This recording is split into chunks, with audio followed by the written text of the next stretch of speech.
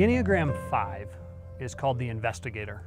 Now, as you can imagine from the name, 5s are thoughtful people. The most important thing to them is understanding. They want to see how the world works. They plan meticulously. And when they become interested in something, sometimes they just go so far down the rabbit hole that they just get lost. You don't see them for days at times, which can be a challenge for people who live with 5s. In fact, 5s will usually tell you their best friends live in books or in movies. And if you're a 5, you probably need to hear that if all of your friends are not real people, that's a problem. But 5s, they're thoughtful people. They want to know the answers to the important questions. Sometimes they get so stuck, though, that they will disengage from life because they don't feel like they have enough energy or they're not competent to be able to do the things that life requires of them. And so the 5s among us, they are usually quiet, reserved. Every 5 has some place that they escape to think, to process, to figure out what's going on in the situations of their lives. And it takes a lot for a 5 to show up and to show courage. Life at times exhausts them. And so today, as we talk about the investigators, we're going to see Jesus as he interacts with a 5, giving him time, giving him things to think about. And then we're going to see a 5 take some incredible steps of courage as he risks everything for the sake of the man who has answered his questions far better than he would have ever been able to find himself.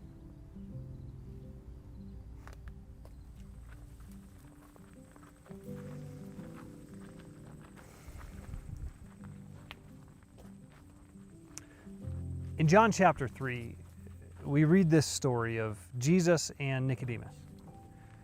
Now, Nicodemus, he's a teacher, he's a religious leader, he's a Pharisee. Incredibly well-educated man. In fact, he was a person who would be able to quote forward and backwards most of what we know as the Old Testament.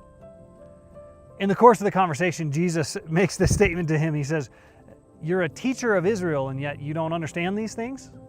Now, if you know any 5s, you know that's a phrase that causes quite a bit of anxiety. Those are fighting words for an investigator. And so he's in this conversation with Nicodemus, and he's handing him these keys to understanding the Old Testament, because Nicodemus, he has all this knowledge. He knows facts. He can recite it. He's got it all memorized, and he knows the right things, but he doesn't have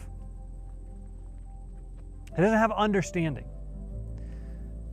And so Jesus, he references this moment where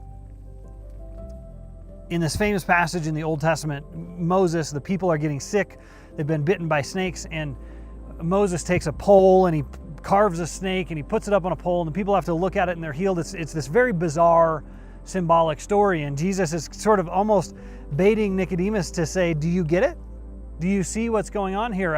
All I'm doing is throwing you some metaphors that you're supposed to understand.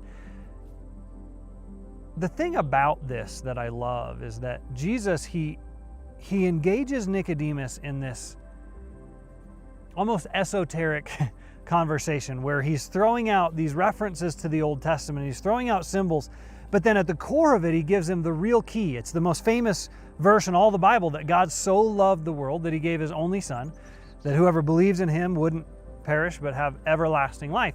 And this actually, from Nicodemus' standpoint, is the most important part of all of it.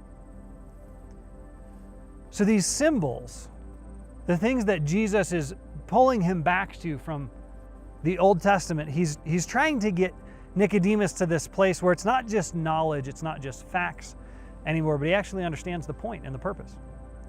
And the key to all of it is the gospel. It's the fact that he, Jesus, was the one that was promised. See, for Nicodemus, the entire Old Testament is this brilliant puzzle.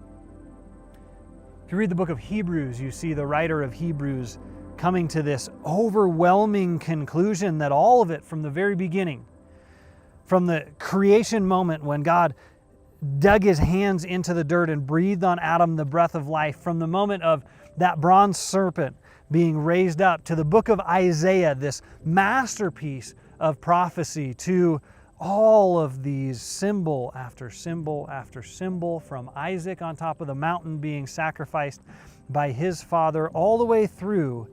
It's intended to guide us to a place of understanding that the whole point,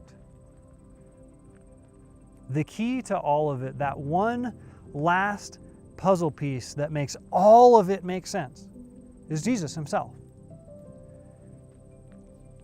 Well, Nicodemus, he leaves that night, and I love that Jesus just lets him go. He gives him distance. He gives him time to process. And I imagine Nicodemus, he's plagued by these sort of thorny questions in his mind that Jesus has given him, because he went to Jesus thinking, who is this man? Who could he really be, the one that we've been waiting for? And Jesus he's given him just enough to force Nicodemus to the conclusion that yes, in fact, he actually is. And so Nicodemus pops up one other time in the Gospels, and he's sort of still on the fence about this, but he sort of plays the part of this mediator. He's kind of stepping into this risky place among the Pharisees and the Jewish leaders, and he sort of defends Jesus, and they accuse him. They say, are you one of his followers too? And then Nicodemus, he pops up at the end of the Gospels. See, the two stories about Nicodemus that most people know are the night he was there asking those questions of Jesus. And at the end of Jesus' life, after Jesus has died on the cross and it's time to bury him, this is the in-between time. This is Friday night. Nicodemus goes with his friend Joseph of Arimathea. Joseph has offered his own tomb for the body of Jesus. And Nicodemus, he comes in true investigator fashion. At great expense to himself, he buys the symbols of kingship.